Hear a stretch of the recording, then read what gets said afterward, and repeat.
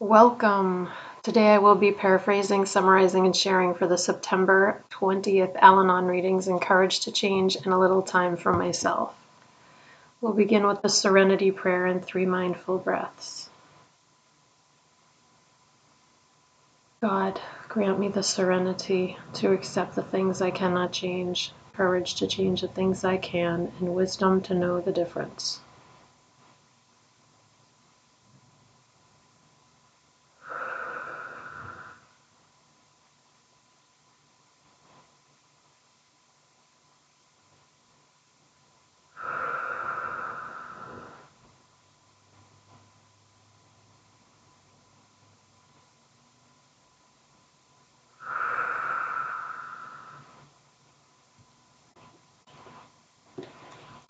September 20th.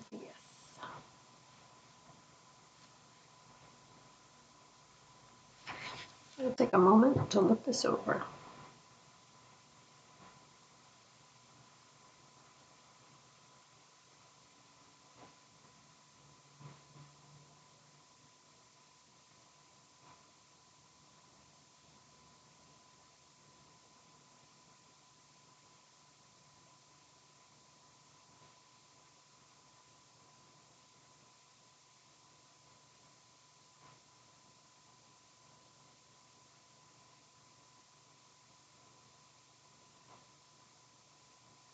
The question is, what do I hear when I listen in an Al-Anon meeting?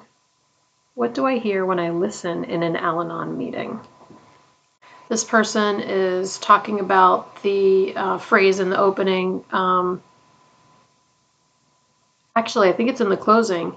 Quote, "Whatever your problems, there are those among us who have had them too." Unquote. Yeah, I think that's part of the closing.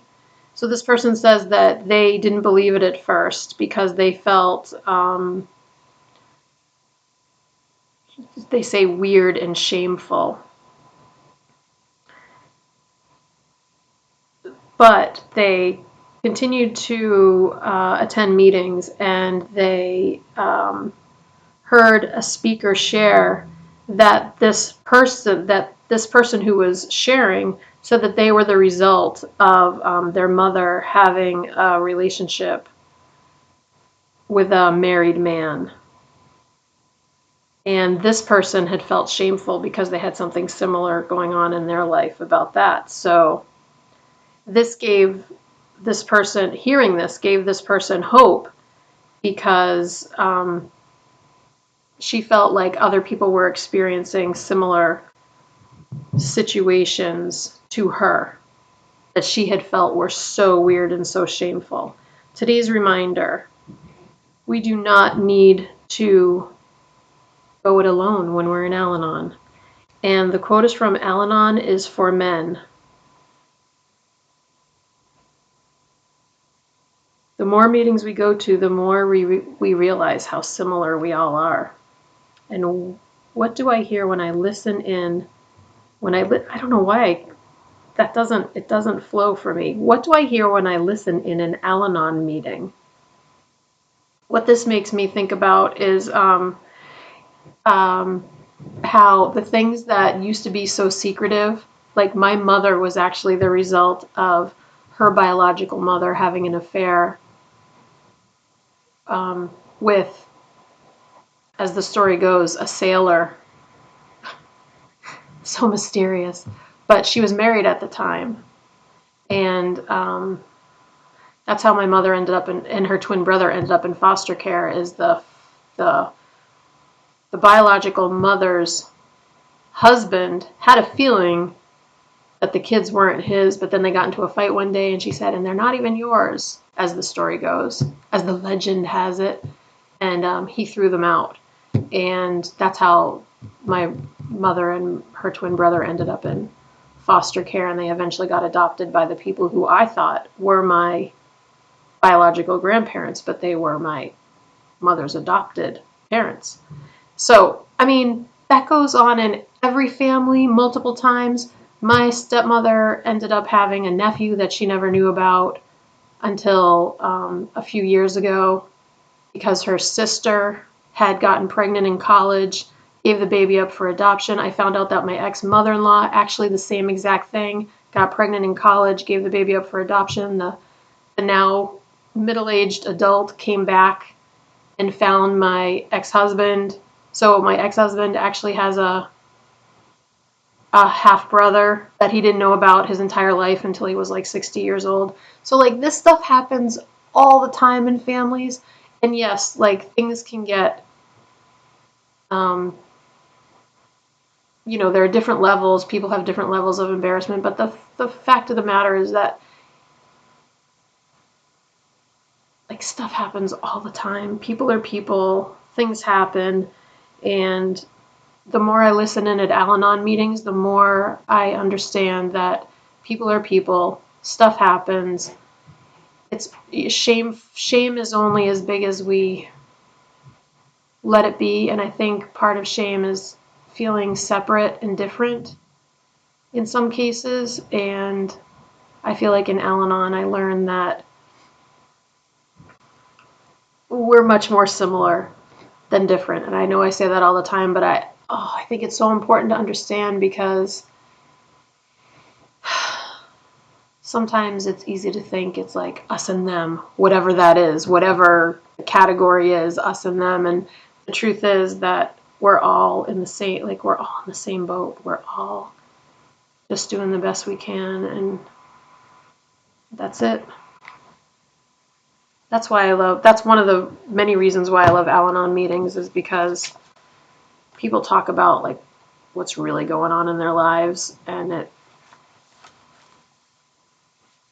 just makes me have compassion, and it makes me also have humility because we're the same.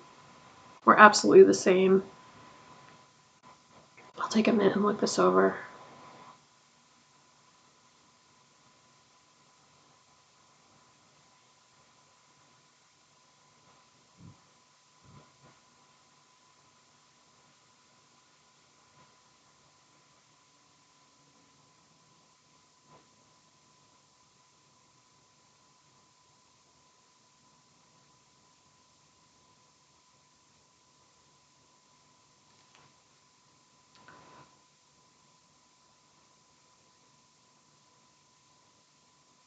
Beautiful. This is about gratitude.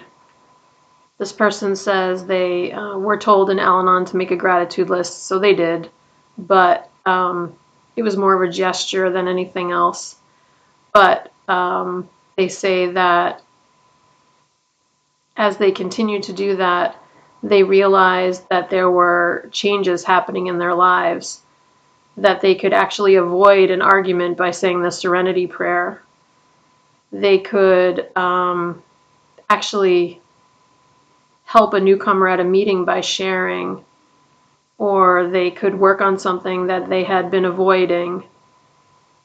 They realized that all these small things were adding up to making a much better life for themselves, and that they began to truly feel very grateful in their life.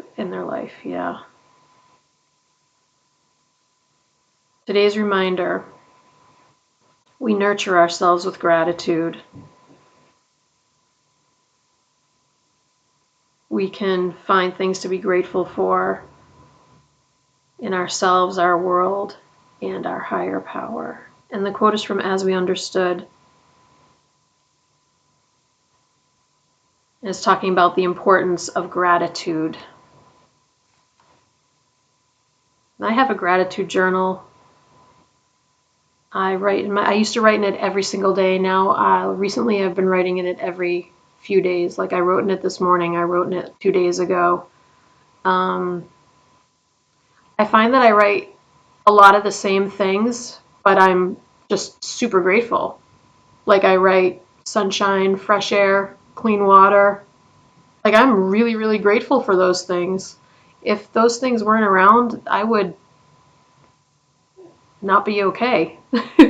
So it's just kind of grounding for me to realize that, yeah, it really does come down to that I can take a shower when I want to, that I can drink a glass of clean water when I want to, I mean, huge, huge right there. We'll close out with the serenity prayer and 3 mindful breaths. Here we go. God, grant me the serenity to accept the things I cannot change, courage to change the things I can, and wisdom to know the difference.